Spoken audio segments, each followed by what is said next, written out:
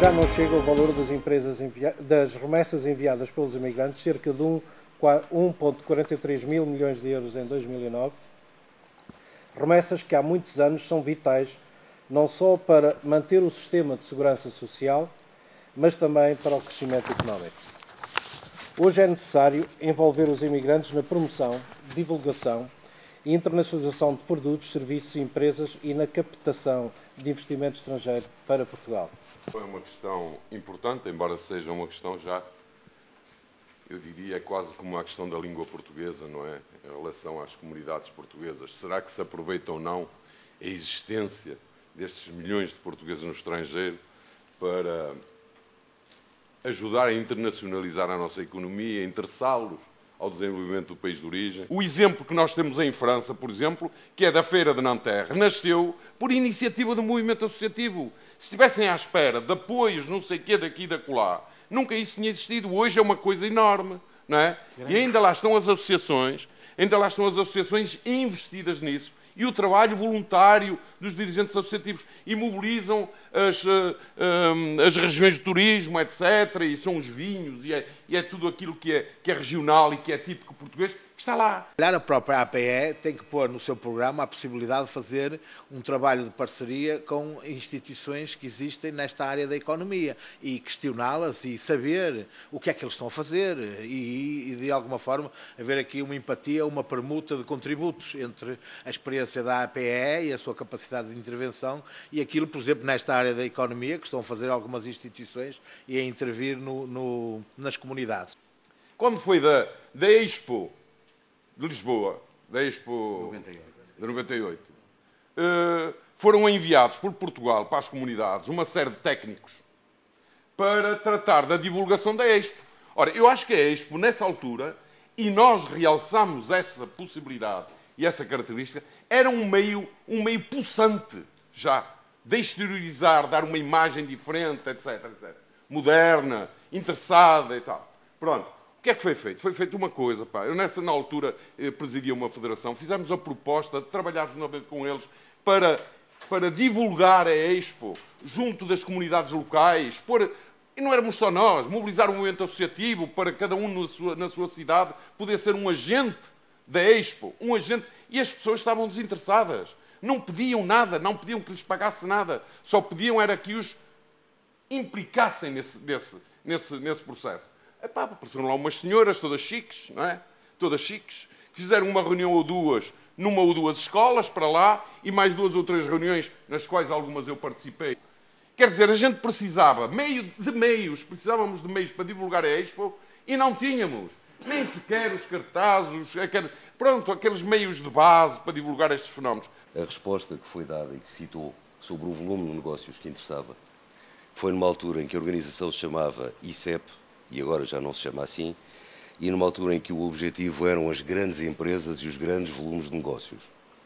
Tanto quanto julgo saber, mas mais uma vez não é a minha área, portanto estou a falar do que li só. Neste momento o alvo são as pequenas e médias empresas, o que, digo eu, e é só a minha opinião, é capaz de ser mais realista, porque é isso que nós temos em França. A começar por uma das últimas que aqui foi colocada, a necessidade das diversas entidades que têm intervenção nestes domínios falarem. Não é? Muitas vezes a administração pública refugia-se um pouco no seu isolamento, procurando fugir dos problemas. Exatamente, e de alguma forma não puxa, não incentiva a que haja essa capacidade de os diversos interesses se juntarem e, no fundo, poderem fazer lobbying. E se nós temos cá a elite dos produtos portugueses, da gastronomia portuguesa, podemos utilizar um espaço que tem 3 milhões de visitantes por dia, utilizar 2 stands, se temos ainda por cima os autarcas, ou seja, os responsáveis locais, se há uma tal vontade de organização e o investimento importante que tudo isso implica, levar isso tudo para Portugal, não sei, digo eu, estou a improvisar, mas parece-me que era capaz de ser útil. E, portanto, que acho que uma coisa que há que se deve fazer, e isto tem de resultar que ninguém fica à espera que o Estado fomente isto. O Estado não vai fomentar isto, repito. Até por alguma alguma falta de vontade da administração em fazê-lo. E eu,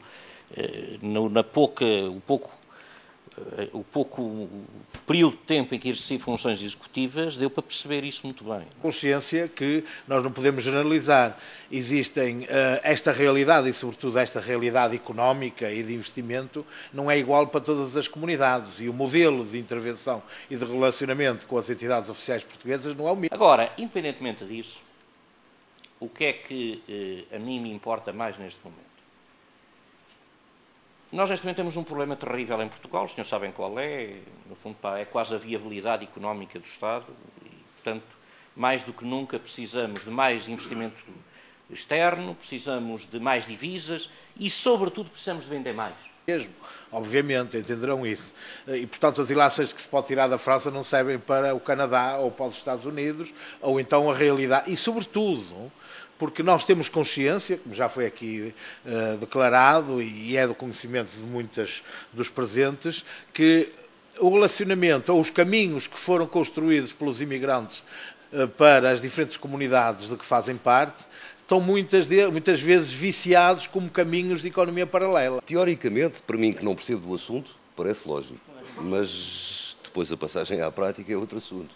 Muitas vezes falta-nos esse dedo, que é extremamente importante para a gente chegar, conseguir atingir os nossos fins. Porque muitas vezes não é só a incapacidade do gestor, é que nós tentamos fazer uma coisa e chegamos ali, encontramos uma parede e vamos batendo na parede uma vez, duas vezes, três vezes, até que desistimos, vamos para outra. Há uma Confederação Internacional de Empresários das Comunidades Portuguesas, hoje chamada Confederação Internacional de Empresários, que tem ligação com várias câmaras de comércio. A maior parte dela está perfeitamente paralisada, diria a maior parte, a grande parte dela. E resultados? Mas algumas têm resultados. Algumas têm resultados. Promovem feiras, fazem lobbying local. Há casos interessantes. Não são muitos, mas há casos. Portanto, há esta estrutura. Revelam então estas conclusões a continuidade do esquecimento das autoridades portuguesas de uma melhor implementação no seio das comunidades de estruturas adequadas a apoiar as iniciativas empresariais existentes. O segundo ponto, portanto, é a falta de infraestruturas para o exercício da diplomacia económica. O terceiro, a necessidade da criação de uma plataforma para melhorar a cooperação com a população portuguesa residente no estrangeiro. O quarto ponto, a necessidade de legislação de forma a disponibilizar serviços adequados nas embaixadas. Quinto ponto, a necessidade de legislação para atrair o aumento de remessas da imigração para Portugal. O sexto, consideramos que as comunidades podem ser uma importante alavanca. Consideramos que as geminações, podem ser uma importante alavanca para a dinamização do intercâmbio comercial. 7. A necessidade de criar parcerias com autarquias do interior, portanto, o turismo rural, a recuperação, como falamos, de recuperação de aldeias abandonadas e, portanto, todo o comércio regional.